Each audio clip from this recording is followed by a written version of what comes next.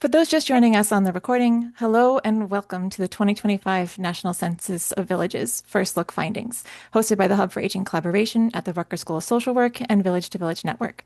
And now it's my pleasure to introduce Barbara Sullivan, Executive Director of Village to Village Network, for welcoming remarks. Thank you, Natalie. Good afternoon, everyone, and welcome. First, my sincere thanks to an incredible team at Rutgers University whose partnership and expertise made this work possible. I also want to recognize our Data and Evaluation Committee, Board of Directors, the dedicated staff of Village to Village Network for their leadership, commitment, and countless hours devoted to this effort. Most importantly, thank you to the villages and the leaders across the country who participated in this census. An 88% response rate is extraordinary. It reflects the commitment, the engagement, and the shared purpose that defined this movement. Village to Village Network remains the largest and longest standing organization representing villages nationwide. Over the years, village movement has grown significantly, and today the landscape is more dynamic than ever. With across the country, strong networks and collaborations are thriving, including Village Movement California, WAVE, DCVC, and organizations in Pennsylvania, Massachusetts, Rhode Island, Virginia, Florida, and beyond. Together, these groups are strengthening the movement and ensuring villages have a meaningful voice in shaping their communities. We welcome the evolution as a sign of the movement's growing capacity, vitality, and influence. It also means our role as the commons has become more complex. We embrace the responsibility and remain deeply committed to connecting, supporting, mentoring, strengthening the movement at every level. The census represents an important next step. Our board recognized the need to better understand the evolving village movement infrastructure, invested in gathering this information so we can learn from it together. Today, we are pleased to begin sharing these findings with you. But this is only the beginning. The conversations, insights, and learning will continue throughout the year.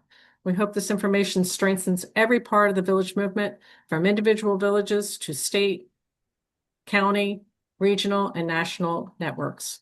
We are fortunate to have an outstanding partner guiding this work. Now, our next steps, a little program overview.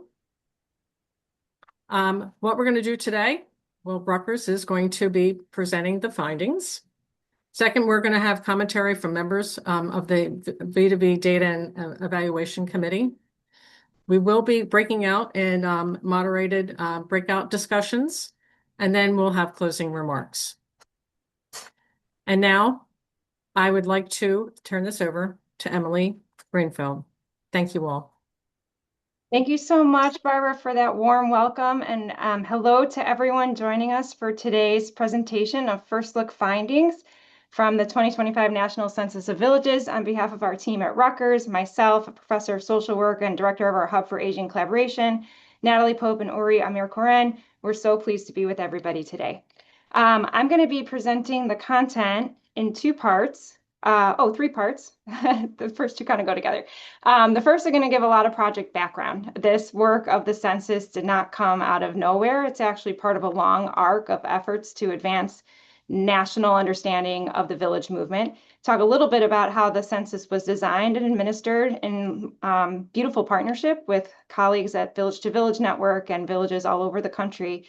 And then, of course, the main event, project findings. And spoiler alert, we're going to ask for audience participation in the presentations of project findings. So don't worry, this isn't going to just be a lecture at you for the next 20 minutes. Okay, so national surveys of villages have kind of grown up alongside the movement. The first effort to conduct a national survey of villages was conducted by Andy Sharlock, Carrie Graham, and team at Berkeley in 2010.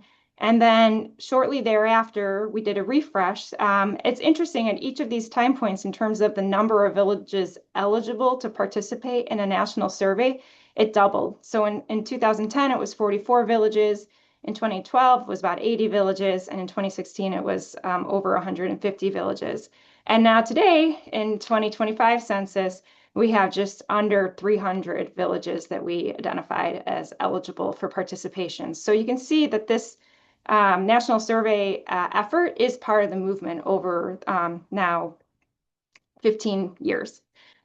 Okay, so In terms of national research with villages, things kind of quieted down during the COVID-19 pandemic, as you can imagine. But there was an opportunity kind of mid-pandemic coming out of it to revitalize national research with villages. And it did not start with another try to survey villages across the country. It started with support from the Patient-Centered Outcomes Research Institute, which supported an engagement project with Rutgers, RAND, and Village to Village Network called the Engaging Villages in Healthy Aging Research. And I imagine that many of you here on the Zoom today have had engagement with national research on villages through that project. And as a quick refresh, this involved launching the villagesresearch.org website, which still serves as part of the infrastructure for this work today. It holds information and efforts to engage villages nationally in research. There were focus groups with village participants and leaders across the country on advancing research with villages on healthy aging. We had the ambassadors group, many of whom have carried on through the Data and Evaluation Committee of VtVN today, as well as the 2024 Summer Virtual Summits, which actually gave us the muscle to do the webinar today. So we're still working with that capacity. It carries forward onto new projects. And through that engagement project, we built a lot of capacity, including the revitalization of the VtVN Data Evaluation Committee, without whom this project would not have been possible. And also kind of the shared understanding of what it's going to take to advance capacity toward healthy aging outcomes research in partnership between researchers and villages. And we call this the Pillars Framework. We're going to share the slides with everybody afterwards, and these are blue hyperlinks, so you can all look at this as interest and time allow afterwards for greater depth. But here in brief is the Pillars Framework. And why is this so important for this project? That is because this basically was knowledge development from the engagement project that gave us a roadmap of what kind of projects are feasible and important to conduct at a national level with villages. And so there's kind of 4 pillars lifting up capacity for villages to engage in research nationally.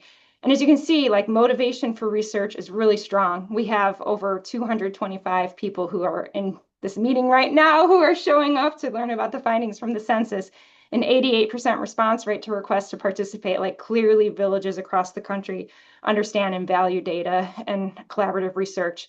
Partnerships, like it's not possible to do national research with villages without working together. That's another critical pillar. Data systems and research protocols, another really important thing. So with considering what resources we needed to do the census, we had to think about like, does the project have the right tech infrastructure? And with the help of email and Google Docs and mail merges, and we were able to, it was within reach to be able to do that for the census.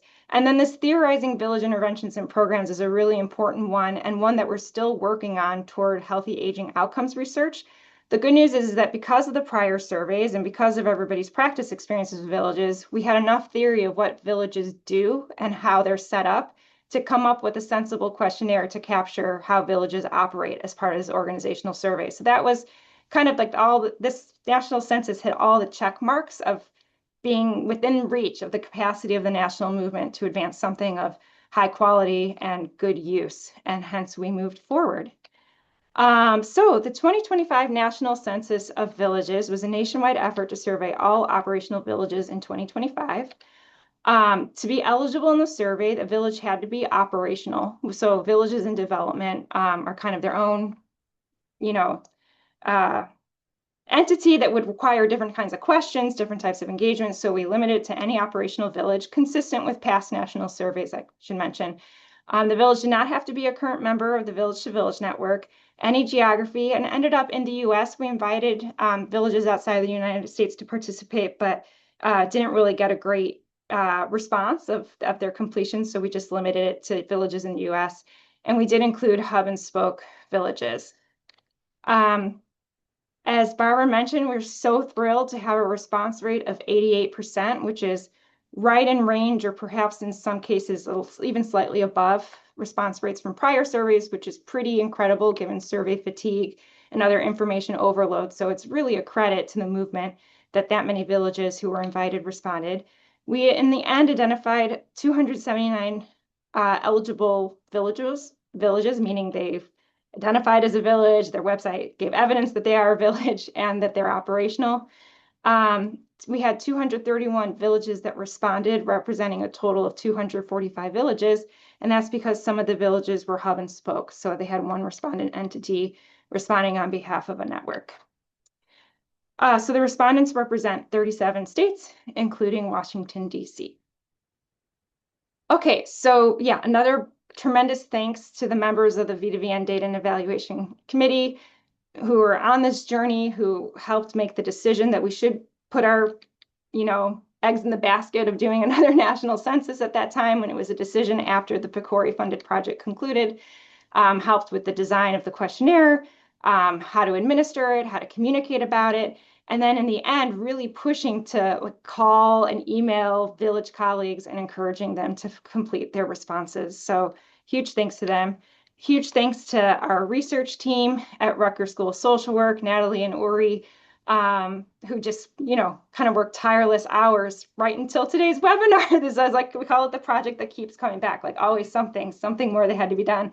And they were always so gracious about whatever needed to be done and whatever timeline, we just did it. So kudos to the team. And then really thanks to each and every village that participated. So we're going to be presenting national averages, but it's important to keep in mind that these are real people leading real entities in their communities who are passionate and caring about the work. And really, it's a testament to the strength of the movement that we're all here today.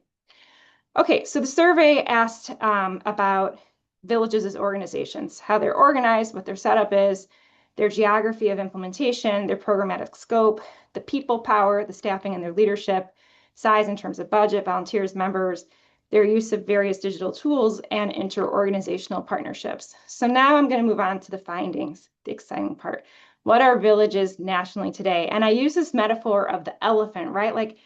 What fascinates me about villages that I love is that they are fundamentally rooted in their local communities. And so leaders of villages, rightfully so, are motivated by trying to make their communities better places for aging well together. And so oftentimes we have to stay focused on one part of the elephant. That's the nature of what we're trying to do. But there is great value in a project like this that can help us contribute what we're seeing and kind of use the methods of research to piece things together to understand the greater whole. And that's really the spirit of offering these findings today. So I'm going to present them in three parts. One is the ecology of villages. What do we know about where villages are being implemented and starting up? Two, villages as membership organizations. And then the third segment will be called Villages from the Inside Out, a little bit more about what makes them tick from the inside through the outside of inter-organizational partnerships. And I just want to warn you, get ready, get set to participate. So we're going to do some polling questions, like what do you think about what we found? And I just want to give everybody the heads up for the sake of time. We have a packed program. We're going to move pretty swiftly. So if you don't get to, click the button, don't stress.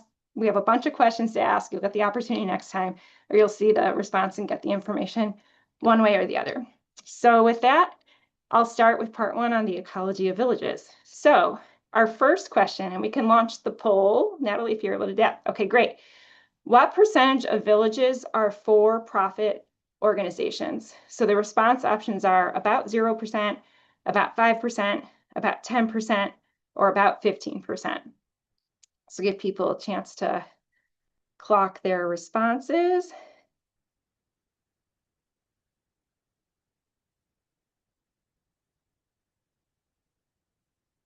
Okay. So we'll go ahead and stop there. Yep. And we can share the results. So 56% said about 0%, and that is correct. As far as we know, we did not find any village in our census that identified as being a for-profit entity or that is part of a for-profit entity. So it is fair to say that villages are fully within the nonprofit sector. More specifically, 78% are their own 501(c) organizations, their own standalone nonprofit, and 21% are parented. We, in the research language, call it auspice. They're under a broader auspice organization. And that could be varying degrees of connection. We allowed for, like fiduciary agent alone to being a programmatic entity that is all under that 21%. And then there were just two villages that said that they were an informal group, which may reflect the fact that to be in this survey, you had to be an operational village. So it's quite possible that villages in development oftentimes start as an informal group, but as they launch and become operational, most of them end up becoming their own standalone nonprofit. Okay, let's go on to among the villages operating as part of another nonprofit organization. We did a typology of what those organizations are. The most frequent was a village support organization, and some of those village support organizations identified as a hub for spokes of villages. Others were just village incubators that didn't necessarily say were a hub and spoke, but they were launching villages under their auspice of their village support organization. The next comment was other community-based organizations, kind of miscellaneous. And then the next comment was community-based organizations specifically focused on aging. So like an existing nonprofit, not grassroots, but a local organization that's offering resources and services on aging, spur out a village as part of their operations. Okay, next question. This is true or false? Only a very small percentage of villages touch rural communities. Let's see. The poll is launched. True or false? Only a small proportion touch rural communities. See the responses coming in. Great.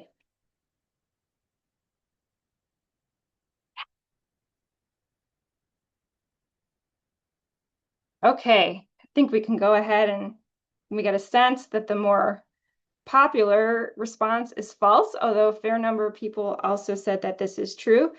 And actually, this is false, according to our census data. I'll show you the next slide. So about a quarter of villages are estimated to touch rural communities.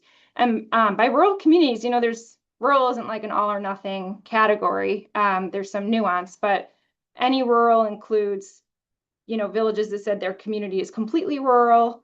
It could include quasi-rural, so that's like a bigger population center within a rural county. So you think about like universities, for example, many of them have a campus town, but they're otherwise in the middle of a very rural region, or mixed, meaning they had elements of some suburban urban in addition to some rural in their catchment area as well. So that was helpful to understand the large presence of rural communities as part of the village movement.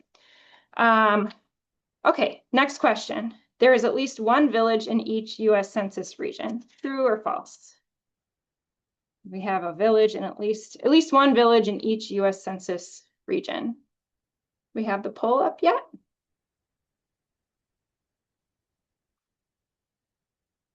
Not yet? Okay, I think for the sake of time, I'm just going to go ahead. That one is true. There is a village in each U.S. Census region. So this includes any village we identified, not just the 88% that responded, but it gives you a sense of which states have the largest volume of villages. So that includes California, Maryland, and Massachusetts, followed by states that have, a good critical mass, 10 to 19 villages, then some states that have a bunch, 4 to 9 villages, and then the states that have a few, 1 to 3 villages. Okay. And really importantly to understand is that it seems that villages are on the rise again. So we asked everybody in the survey, what year did your village launch or become operational?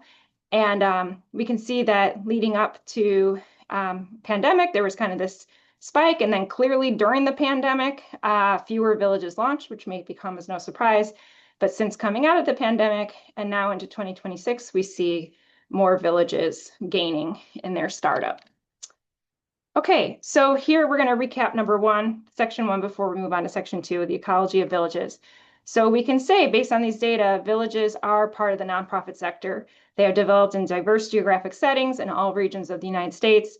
And after a brief downturn in the launch of villages during the COVID-19 pandemic, they are on the rise again, with nearly 300 operational villages today, and we understand many more in development. Okay, so now we're going to move on to part two, villages as membership organizations. So our next question is, what percentage of villages offer membership? And we define this in the survey as meaning people formally join the village by application or sign up, regardless of like how lengthy that application is and whether they have to pay any money to join. Just they have a membership program. So the response options are 64%, 78%, 85%, or 94%. So we'll give a few more seconds for people to clock their response. Okay, I think we can go with that. And the results indicate that the majority is correct. 94% of villages have a membership program. So digging a little bit more into that, yep, 94%, 6% said no, they don't have membership. People are just participants. And it's important to note that among the villages with membership, about 14% have either no fee or a pay-as-you-wish fee arrangement. That means the vast majority do have a set determined standard fee. As membership organizations, the median number of members or participants the villages report is about 140 people. And based on that figure and our estimates, we approximate that there's 50,000 plus people or individuals across the United States who are members or participants in a village. So that kind of puts the size of the movement today into perspective. Okay, even though most villages have a membership program with the standard fee, I think it's really important to note that the costs of the membership fees are vastly different. So the average is $337 for an individual membership fee, but to me, what's more interesting is the range. We have villages with a paid membership fee, it's $10 per year for that village, up to over $1,000. So people might have certain perceptions of what it means to have, oh, villages charge a membership fee, but when you actually look at the size of the fee, I think that can tell you something about the vast diversity of ways in which villages operate and who they might be serving and benefiting. And among the villages that have a standard membership fee, 89% have a reduced membership fee option to subsidize the cost of fee for people who are qualified. Okay, so next question. What percentage of villages offer a combination of both services like rides and events like social gatherings for their members? 50% offer both, 75% offer both, 90% offer both, or 100% offer both. Give everybody a chance to weigh in there.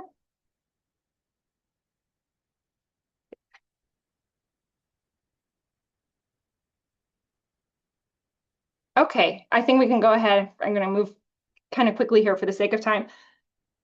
So the correct answer is 90%. So 90% of villages offer both events and services. The next most common type is events only and then services only. But with 90%, you can say offering both services and events is a core characteristic of most villages today. And as one might not be surprised, common types of services include things like friendly visits, technology assistance, assistance with rides and errands, and interestingly, a lot of social events, educational, cultural, and wellness and health events, not as many regular intergenerational, like intentionally intergenerational events. So we can say villages are largely doing programming that are really centered on people in the second half of life and on healthy aging. Okay, true or false? Villages provide neighborly support mostly through community volunteers. Think about it, and then I'll give you the answer for the sake of time. So this is true. There's no village out there that says they provide services through staff alone. 40% of villages report that they do have staff providing services, but that's always with community volunteers. And 60% said it's only volunteers who are providing those community supports. Interestingly, we asked villages what percentage of their members, so you have 140 members, for example, what percentage of those members are also volunteers with their organization? And it was only 27%, which suggests that there is a large number of people who are engaging with villages, not as members, but instead just as volunteers, which is an important insight from this project as well. Okay, so villages as membership organizations, by and large, they are with an estimated 50,000 total members, participants nationally. Their membership programs vastly differ in terms of the size of the membership fee. 9 out of 10 offer reduced or subsidized membership fees, and the vast majority of villages offer both one-on-one services as well as events and programs, largely through volunteers. Okay, and the final part, villages from the inside out. What percentages of villages have paid staff? So 9% have paid staff, 23%, 56%, or 73%. What does everybody think? I'll give you a second.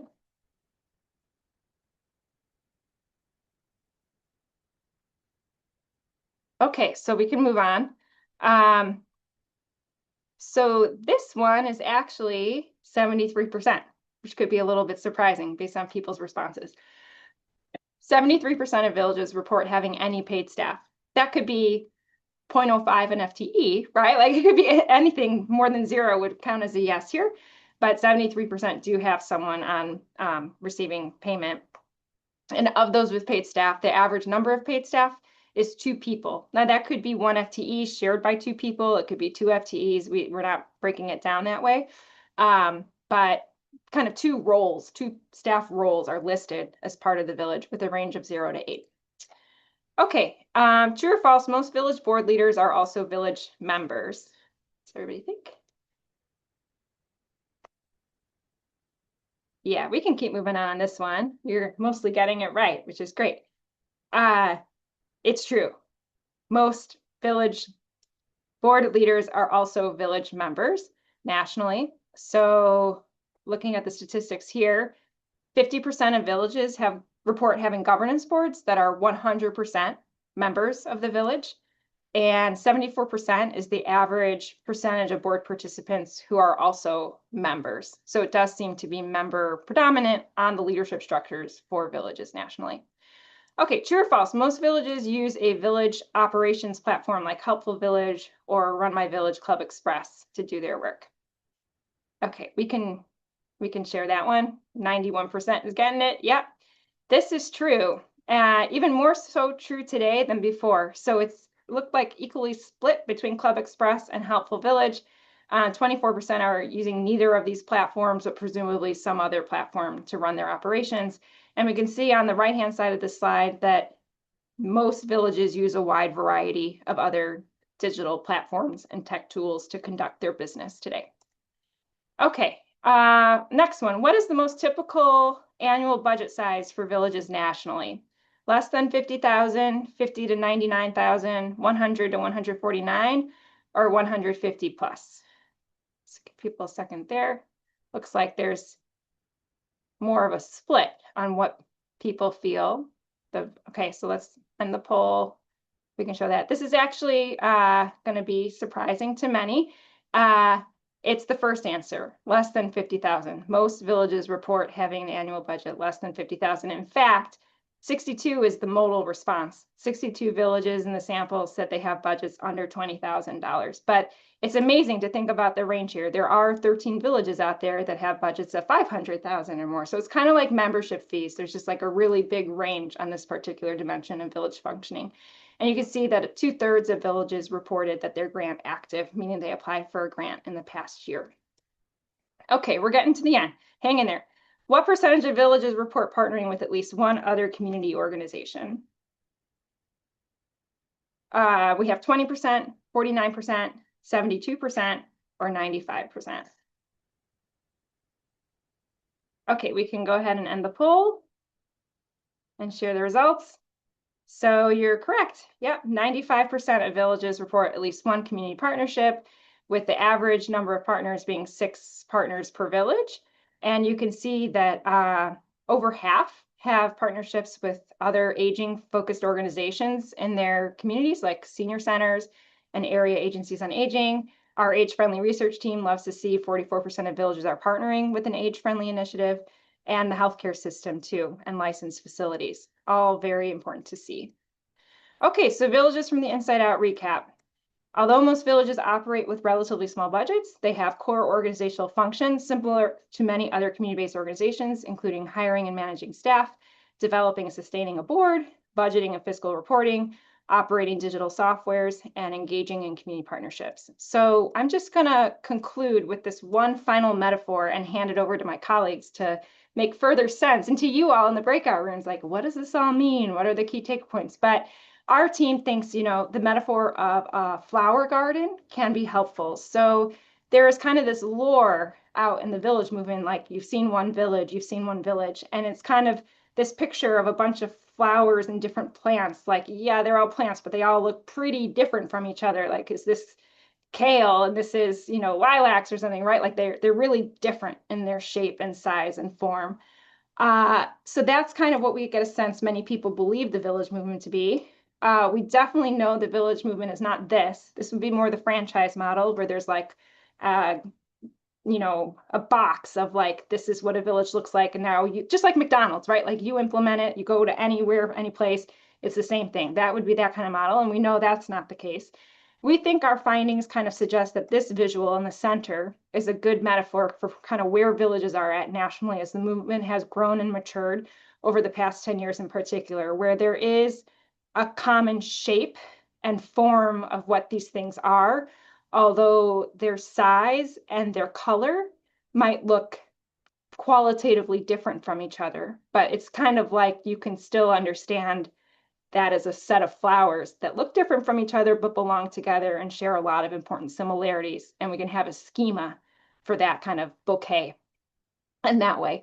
So with that, I'm going to say thank you and turn the mic quickly over to members of our Data and Evaluation Committee. We have Joan Kahn here from Potomac Community Village, who will start with the first commentary, followed by Robin Anthony Cuerte from Strathmore Belpre Village, and who's also doing fantastic work with the Montgomery County Villages Consortium. So thank you both so much for your willingness to provide commentary.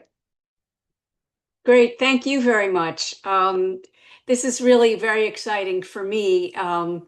Uh, in addition to being very involved in the Potomac Community Village, I'm also a recently retired professor of sociology and demography. And, as a demographer, I'm really used to looking at the big picture to be able to say something about what's going on. And, with villages, we often know a lot about our own villages, but not about a lot of other villages. And so that's why these data are particularly exciting to me. It's been a very long time since we've collected data on villages. And if, from what Emily said about the numbers, the last time we did a census 10 years ago, there was maybe half the number of villages as we have today. So this is really very valuable information that we have, not just the number of villages, but the size and how they operate and all the details. And so if we want to be able to make the case to policymakers and also to potential funders, we have to know what we're talking about. And I think that's what's so terrific about these data, because they give us a snapshot of the current state of villages in America. And just keep that in mind, because as institutions, we are changing over time, we're evolving, and this is going to be a good representation, a fabulous representation of what we have in 2026. But, we will want to continue to keep an eye on things. I should say that really kudos go to the staff here at Rutgers. Really, they put in a countless number of hours of painstakingly hard work to be able to produce such high quality and highly representative data about villages. So hats off to the team on this. Really, as others have said, the 88% response rate is the envy of any kind of research organization. So they did incredible work tracking down villages and updating the records that we've had for a while about we thought we had villages with certain names, and it turns out they weren't really villages. And then other villages, a lot of new villages that many of you are part of. Really, now we have a much better sense of what's going on right now. So we've learned a lot that we didn't know, like the numbers of villages and just the shapes and sizes.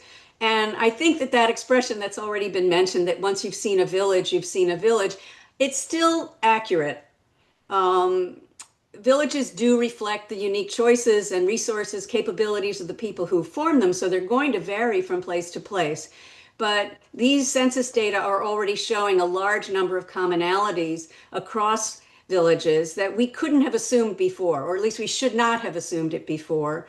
Um, that said, there's also a great variability, and I think that that's really important to have a handle on just those patterns of variability. I should say I don't think these data themselves, as great as they are, they can't answer many questions that we might really want to know about in terms of the impact of villages, like how people's lives may have been affected, or whether they are cost-effective means of reducing social isolation. But I do believe that these data are vital for any further research efforts that are designed to really evaluate village impact. These data can help us to design studies in meaningful ways, to decide which kinds of villages should be compared, what's large versus small, urban versus rural, all volunteer versus staff run, all that. We now know how many villages fall into these different categories, and that's going to be very helpful for deciding how we want to pursue future studies. They're also very useful for villages today to see how we each compare with other villages, to see who might we aspire to be more like, or perhaps who we might want to avoid becoming. But I think it's very useful for us to see our own villages that we know very well within this larger context. I think that without seeing the full landscape of villages, we would just remain in our own little silos, talking among ourselves, unable to see the full realm of possibilities. So I'm very excited to see what comes next as a result of this wealth of new data. So I think I'll stop with that. Thank you very much. Robin?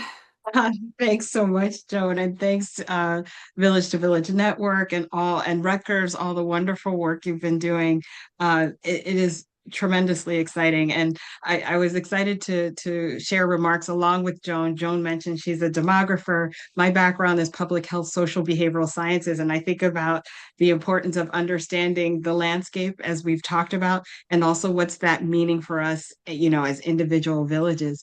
So as Joan mentioned, and as we heard from Emily, we have the ecology of villages. We saw them as member organizations, and we got to see from the inside out.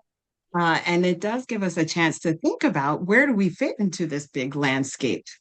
And what I'd like to talk about, I'm a member of Strathmore-Belpre Village, as you saw, in Maryland, Montgomery County, Maryland. And I'd like to talk about how we might think about this from the perspective of our own individual villages, and why this might matter. Why does data matter? Because at the end of the day, data is a tool, and it's a tool that helps us to tell stories, whether those stories are for attracting new members or new volunteers, whether they're for fundraising efforts. And so how might we, and we'll have a chance to reflect on this together shortly, but how might we begin to make the connection between what we're seeing in this big landscape and also what we're doing on the ground as individual villages? And so in Montgomery County, Maryland, where I am, in Strathmore-Belpre, one of the things we're doing together is conducting a village data needs support assessment. And so it's really to get at, what do the villages in Montgomery County need to use this data effectively, and we're interviewing village leaders, we're interviewing stakeholders and agencies that support aging in place. And so the goal is to understand, how might we translate data into something useful that for villages. And with that, we're still in the process, but I thought maybe between what we're learning here in the census and also what we're learning, that there are a few reflections that I might share. And that might also serve as a segue between what we've heard Emily report out from all the wonderful census work and the reflections we're about to embark on. So data matter, really, right? In relation to the stories we want to tell. And do we have the data that we need to help demonstrate the impact that is important, whether it's important to our members, whether it's important to those who want to have a meaningful volunteer experience, whether it's important for advocacy for ourselves or others who may advocate for us, or whether it's important for fundraising. but it's also important, and as we're thinking about it and we're thinking about the landscape of what we see, that it's important for our inward. And Emily talked a bit about villages from the inside out. How might we use the data to improve the services we provide, to understand the programming that's needed, to understand the range of programming that's out there that we see from the census, and now thinking about what is important for us, right, in our individual villages, and how we can strengthen and support those over time. But I also like to offer another piece that Joe touched on, but we're also hearing. Often when we think of data, and this is true, there are a range of data. We also often think of the quantitative census data, which absolutely we need these numbers. We need to see the trends. We need to see the big picture. And the other thing we find is that the stories, which are a different type of data, qualitative data, might help us make the connections to get to the impact.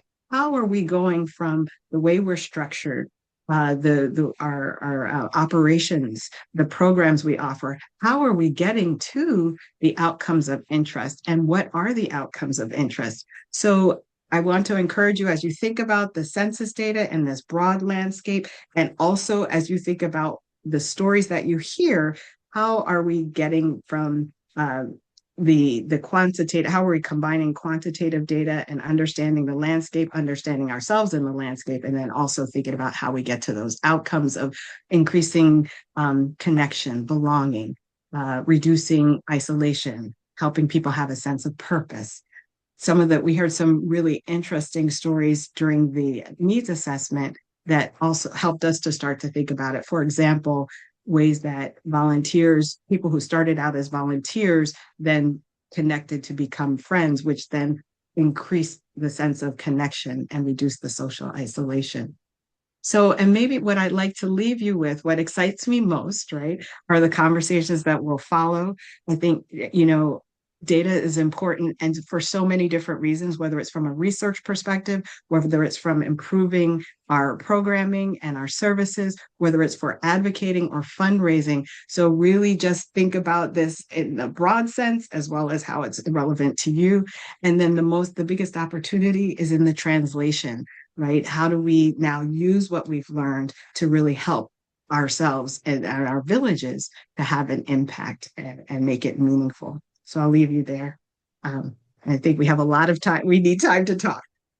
Oh my goodness. Thank you so much, Joan and Robin, both for those brilliant commentaries. I think it is the perfect segue to inviting everyone to share their voices through our breakout room segment.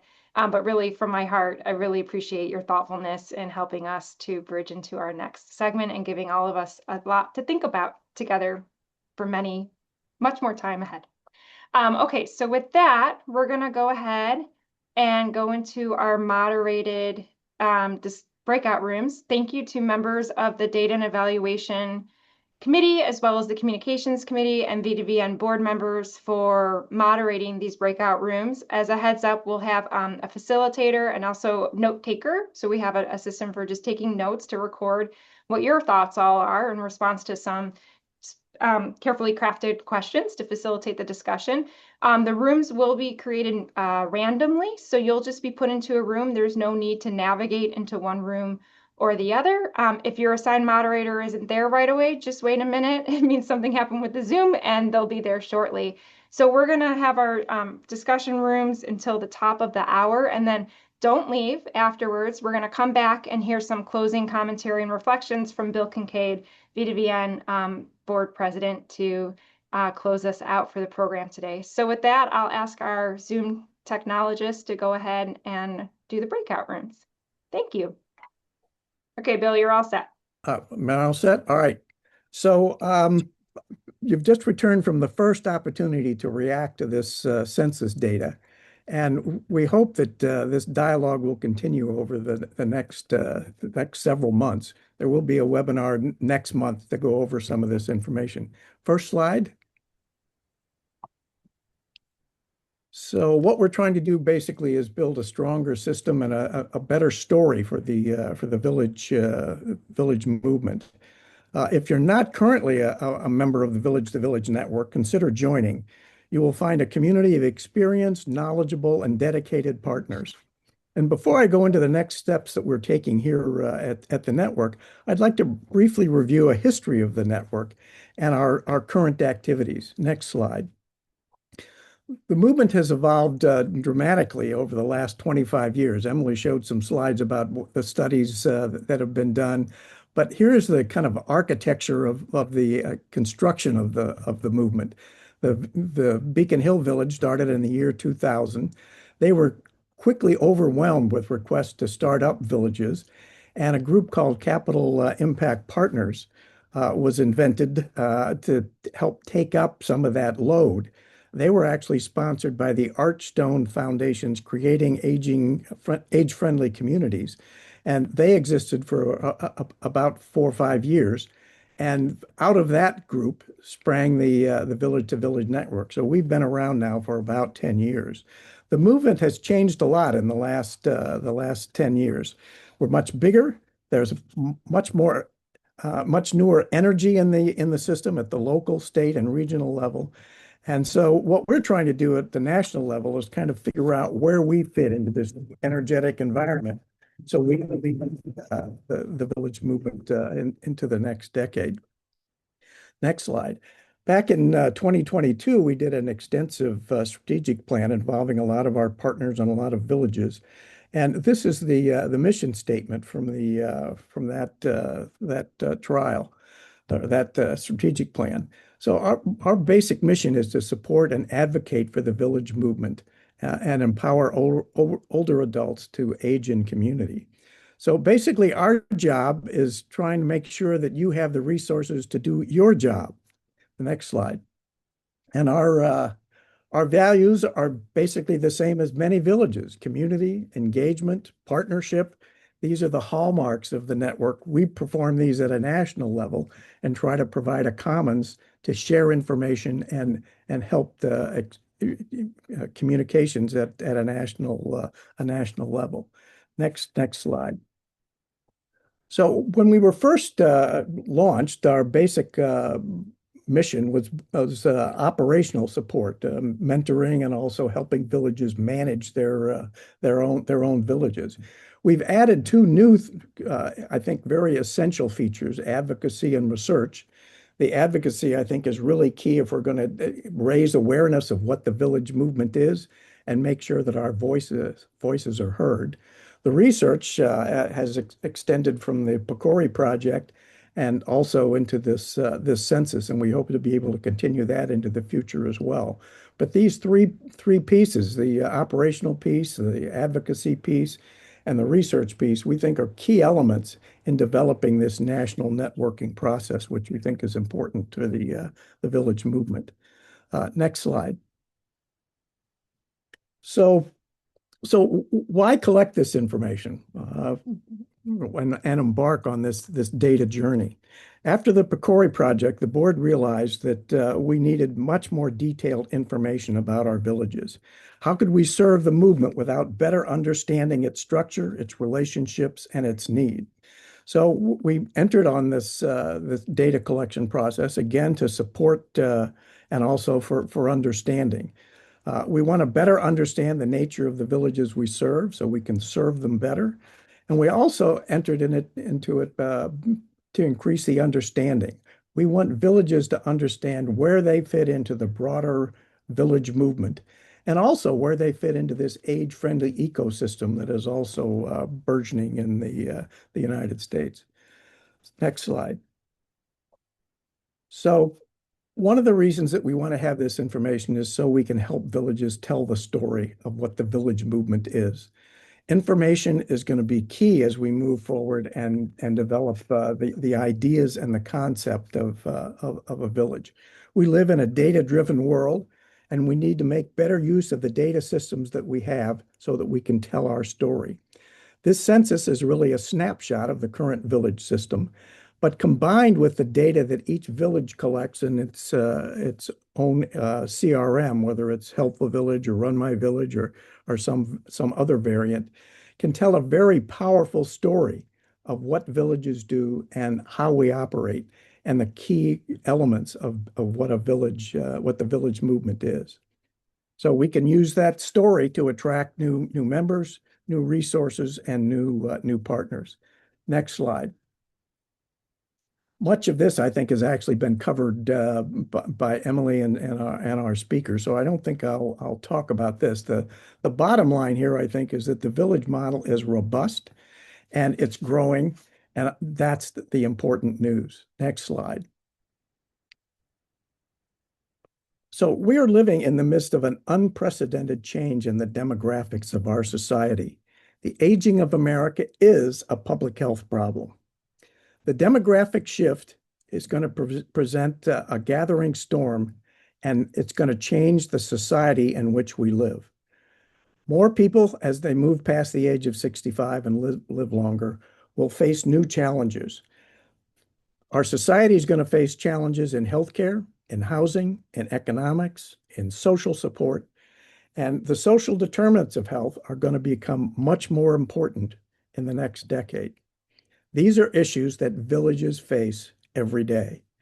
Villages need to work and partner with other organizations that will also be grappling with these changes to our society. We must cultivate our place in this evolving new world.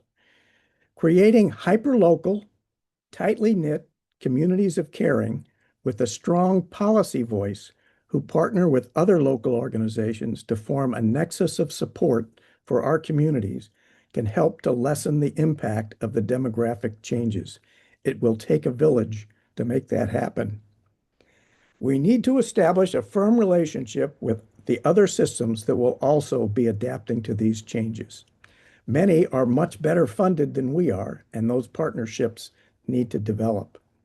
We all need to up our game as we partner. So the board is moving to position the network and our village as leaders in this meeting this gathering storm. We can play an important role by giving voice to the lived experience of villagers and by working with other home and community-based providers to support our own members. So expansion is a priority. We need to build a movement, and we have to mint new villages and support existing villages. There are many other villages out there and other village lookalikes that don't consider themselves a village that do what we do that might benefit from being in our network, and continue to do outreach for those individuals. So one of the most important ingredients for our path forward is the leadership of the local villages, the executive directors, the board members, the committees, the board committee members who provide the energy to steer their local village are a tremendous resource. My thanks to each one of you for the work that you do every day to enrich the lives of your members. We want to give access to these new resources and also develop the skills that you need to better serve your villagers. Next slide. So the current toolbox that the village has includes the data library, and this library is full of documents that are good for both startups and for maturing villages. And it's going to be important, I think, to use these things as you pass through the life cycle of villages. We also have data forums, a newsletter, advocacy alerts. We have webinars, which we're trying to expand. And we're trying to develop the webinars to address some of the really critical topics that the village system, the village movement needs to evaluate over the next few years. Fundraising, data mining, how we network with the potential partners are all key elements, and we hope to be able to help you all adapt what you need for that process. So as we're moving into these new webinars, we want to set up more discussions about the census data and its implications for the regional organizations and for individual villages. And we'd also like to make sure that we set up some special workshops, topics that are of particular interest to villages. Yesterday, we had a meeting on falls prevention. We hope to spin that off into a series of groups working with individuals that are interested in falls prevention. We also think there should be groups that are, because that again is a common issue that villages are running into. So I think these work groups will help to strengthen the village services and also create opportunities for more responding to more grants. So next slide. So again, I think what we'd like to do is see you all become involved, not only in this data process, but in the new discussions that we're going to have about the future of the village movement and the future of villages. So the information from the census, we think, will add texture, depth, and color to the village story, and telling that story clearly and well will help to attract additional partners and funding. So help us develop those stories, get involved, visit our website, and couple this new data with the data from your villages. Next slide. So I would invite those villages that aren't currently a member of the network to join. And if any of you have interest in getting involved in some of these larger discussions, working more closely with our national board, I think your input would be really valuable. We have several committees. If you're interested in getting involved in those committee activities, please give me an email, and we'll make sure that you get fixed up. And we are going to have another webinar next month on the 16th, and you can register for that on the Village to Village Network site. So with that, turn it back over to Emily. Thank you so much, Bill, for all of that wonderful information and for all the forward momentum moving forward. Just to close up our time together today, I just want to say thank you again to all of our committee members who helped design today's webinar and facilitate such rich discussions. Thank you again to Bill and Robin and Joan for offering their reflections. And thank you all for coming. I know so many of you here actually worked on responding to the questionnaire for the census. So just want to say thank you again for that. I see there's some rich questions and answers happening through Zoom and other things. We can keep the Zoom room open for another 15 minutes for people who have burning questions. If you want to time allow, stay and we can have more conversation. But just as a heads up, when you leave the Zoom room, there'll be a survey that pops up that asks you to take a minute to share your feedback on today's program. We'll also have a follow-up email with the recording and the slides from today. Just to reiterate Bill's announcement that Village to Village Network is organizing a follow-up webinar about the census. That link to register should be live through the Village to Village Network calendar. So you can go ahead and put that on your calendars for June 16th. Nationally, Happy Older Americans Month. Just want to honor the fact that it is May 2026. And as more reports and next steps come from the Rutgers research team following from this project in partnership with everybody else, we encourage you to follow the Hub for Aging collaboration on LinkedIn. That's the best way to get latest and greatest news from our research team. And then we also have a Villages Research e-blast list that was started as part of the PCORI project that we still use to blast emails with new reports and other opportunities to connect as they come out. So we look forward to staying in touch and wish everybody a great rest of their days. Thank you.